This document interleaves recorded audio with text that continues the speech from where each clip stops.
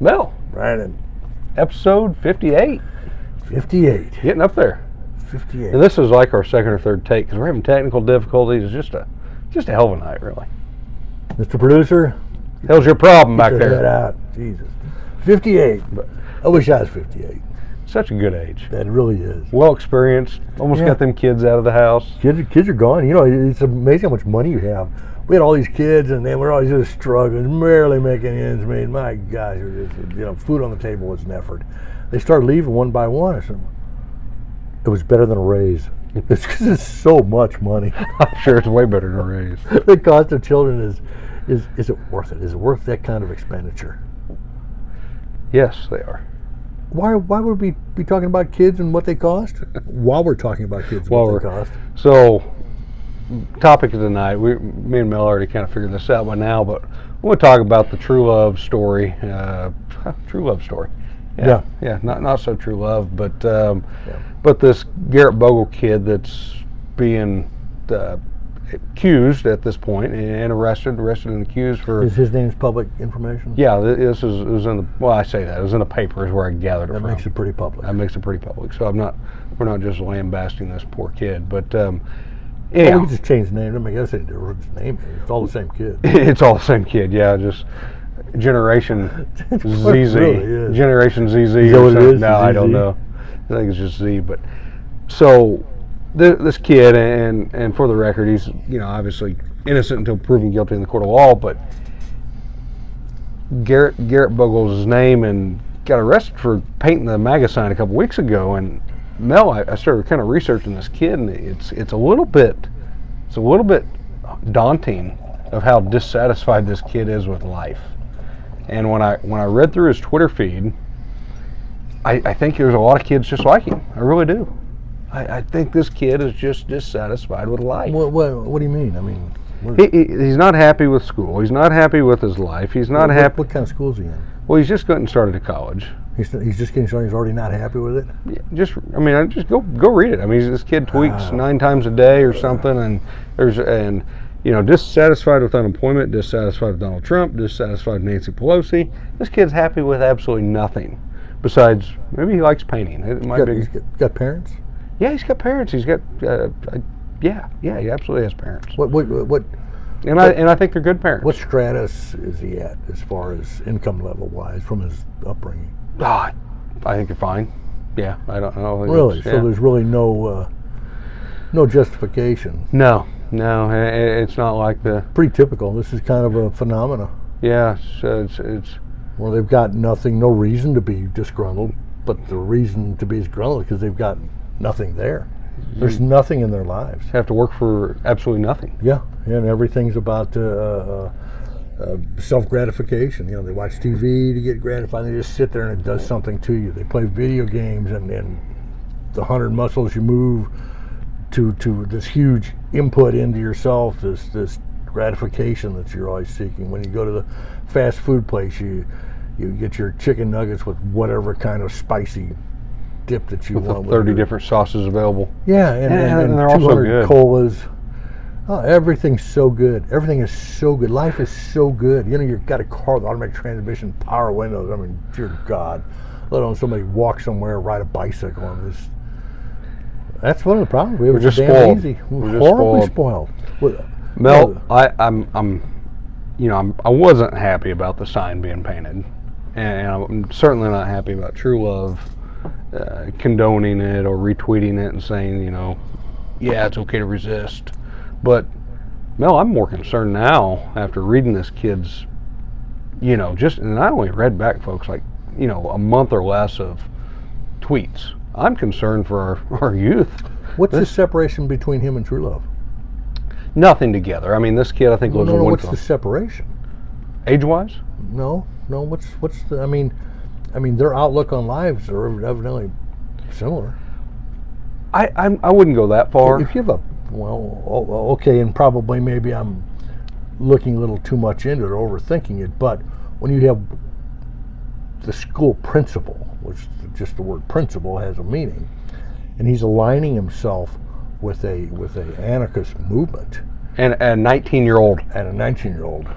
And that's the part where they're like thinking. They're very much like thinking. Well, that's a good point, Mel. And you know, principal should be somebody that's strong and herds their organization, right? They look up to somebody. They be looking the principal. He's the principal. Yeah, and I think that mindset, and there's been obviously an overwhelming amount of support, and even a lot of the school board members really like the True Love guy. And I don't know him. Maybe I'd like him if I met him, but Mel, you've got a job to do, and we hired him as a principal, and we hired him as to be the leader, and we hired him to be the guy that sets the tone for the organization. And clearly, when he's aligning with a 19-year-old radical that doesn't know right from wrong, and clearly ain't a very good criminal, and when you're aligning with that as a principal, your level of what you think is right and wrong isn't very strong. And that aligning with him, he's no longer a radical. This is becoming a mainstream thing. You know, there's so much of the population. Even his comments in the paper where he's talking about marginalized people not being acceptable. That's not true. Marginalized people are more acceptable than they ever were. Yeah, more than they ever have been. And if you're marginalized in the United States, evidently you've never been anywhere else, because you have no idea what marginalization is. You have no idea what racism is. You have no idea what the different class systems are when you go from the truly impoverished untouchables up to the other end of the untouchable scale, which is the people that you'll never get there. So if you can't make it in the United States, you're in big trouble somewhere else, because we're set up to succeed. So back to the kid that's accused of painting the sign, and I hope they don't throw the book at him, and I don't think they will, Mel. You know, I hope they give him a misdemeanor or something. I know what I'd do to punish him. What would you do? I'd hire him. Make him get to work for me.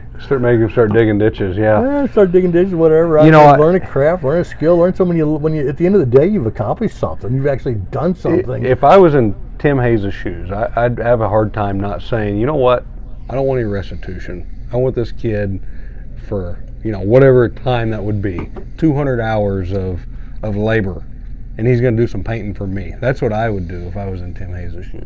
That's a thought. That's a thought. You know, because then he's actually paying back the guy that he. The restitution should go to Colonel Lynn, though. Okay, well, however, whatever form of restitution, but the restitution. We're making paint Trump signs or something that just really. And I agree, but that's kind of taking it in jest. But instead of restitution, he needs to find substance and value. He doesn't have it. No, he doesn't. He's got nothing. And he's not the only one, Mel. That's why I don't sit here and beg on him a little bit. But there's a whole generation of kids like this, and the last thing we need is a principal aligning with them. Well, him and Jared and me are of the same generation.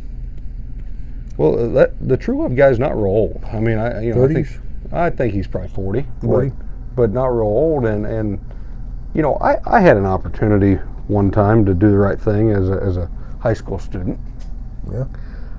My principal, and I forget his name now, but anyhow, I always wore a ball cap like I do now a lot of times, and I'd wear that thing going down to the gymnasium, and we didn't, back then hats weren't allowed in school, and I think they are now, but ball caps weren't. And so I was walking through the gymnasium, leaving to go to, and I was a junior or senior, walking to go to Votech at noon hour. Trump hats aren't. Yeah, well, this is just a regular ball cap, probably a Chiefs hat or something, but the principal took my hat away, and it pissed me off. And he had warned me. He'd given me warnings, saying, I told you no hats allowed in school, and catch you again, I'm going to take it. Well, he did. He took it. Well, I waited for him to go leave his office. You snuck in there? I snuck in his office, took his hat, took my hat back that he had taken, and I got 3 days in-school suspension for it. So then... How'd you get caught? Who else would take that hat? Who else would take that hat? Another criminal mastermind. Of course. And so anyhow, I don't know. And I got exactly what I deserved, but I had the opportunity to just, not get my hat back, because that's what he told me he was going to do. He stuck by his guns. He got you 3 days suspension. Lesson learned? Yeah, sure enough. I mean, you're talking about it right now. I remember it. I recall it. Must have been an impact. So it was a good impact or a bad impact? I think it was just fine. But my point is, if this guy it was just fine. It was the suspension was just punishment. Yes, absolutely. Now that's important. It is important, but I'm just saying, if you've got this guy that's supposed to be the leader of the organization, and he perceivably, and it is not just perception, it is what you did, and it's not like it was a gaffe. You literally typed it out, shared it, and it was very much deliberate and intentional. And aligning with this, and I realize you probably didn't know it was a 19-year-old kid at the time, but you're condoning that mindset of a 19-year-old kid. And then have we talked about the lack of critical thinking? Not no, that is so. That is a lack of critical thinking. It is a lack. lack. He couldn't see the ramifications of posting them. That's stupid. How can he be the principal? I don't know, Mel. The principal and for what it stands for and what it's supposed to stand for. So the guy needs to step up to the plate. Julep needs to step up to the plate and be the man you're supposed to be. You're not supposed to be one of them, and I feel like from what I'm hearing, all the kids love you and you're aligned with them. You're not supposed to love you. Supposed to respect you. Well, they even fear you. It's really an old people job. It really is. He's too young to be a principal. Yeah, and how many years of service should you do when you get to the point where you hate children? Yeah. And therefore you follow the damn rules because they're not your friends. Gary Travis would have been a great principal. He was the type of guy. I had him for English one year, and if you weren't listening, you weren't paying attention, you weren't behaving, he'd say, "Get the hell out of my classroom," and he would. Absolutely. But I ain't got time. He didn't give a shit what you did either. I got 20 other kids who need to learn. Yep. I don't have time for you. You got to there's one child left behind manifests itself where the cream can never rise to the top. And it works. Donnie Huffman, I had breakfast with him the other morning. I was telling him, I said, "You probably don't remember this, Donnie, but I do. But Lori Verdon, or Lori Turney rather, she was one of the smartest gals in my class. Her and Amy Vansky were both, and they would talk all the time in history class. And this was back when we were in these little modulars out on the parking lot at the middle school. And he would say, if you girls are going to talk, just go out on the front porch. And he'd send them out there. And both them girls become successful. I think Lori might have even been valedictorian, but it was real discipline. I mean, I pulled my kids out of public school at one time or another because of the lack of discipline and the lack of organization, the lack of what I think. We spend $32 million on a school bond issue and not one nickel for education. We touched on that last week. Or discipline. Nothing with discipline. Like discipline, they corporal punishment. They call and you can't do anything. First, parents call, bitch, oh, you spanked Johnny. Well, your little Johnny need to be beat. You ought to be beating him, not me. Yeah, your kids aren't angels, and you're not their friends. And you're not supposed to be friends with them. Neither is the principal. You're not supposed to be the kids' friend. You're really not. And you need to be their mentor. And this kid, and I do want to make sure I clarified, Mel, but this kid that's alleged the criminal painter, he's I think a Winfield kid, and it's not like he was directly under True Love. That explains the whole thing. But damn Winfield people. But it isn't any different. I mean, It's not.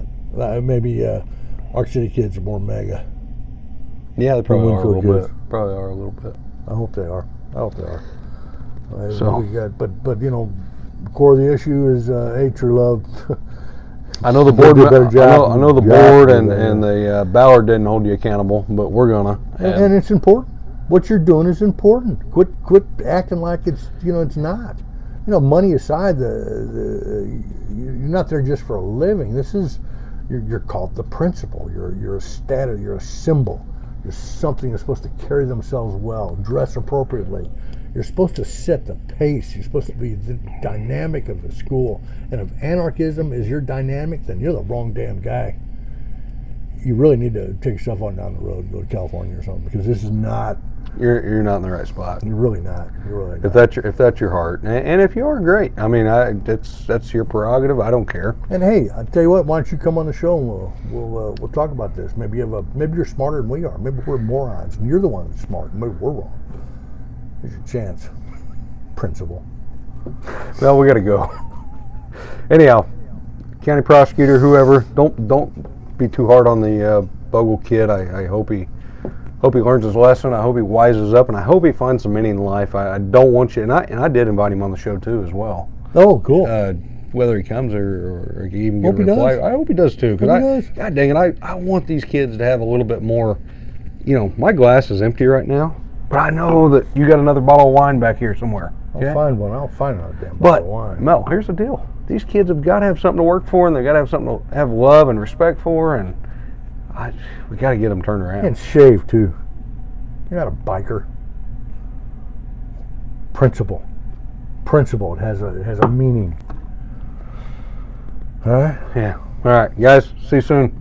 Audio da. That's an African dialect from the. Hold on, give me a second. From the Yoruba tribe, it means I challenge you. So yeah, challenged. Well challenged. See you guys.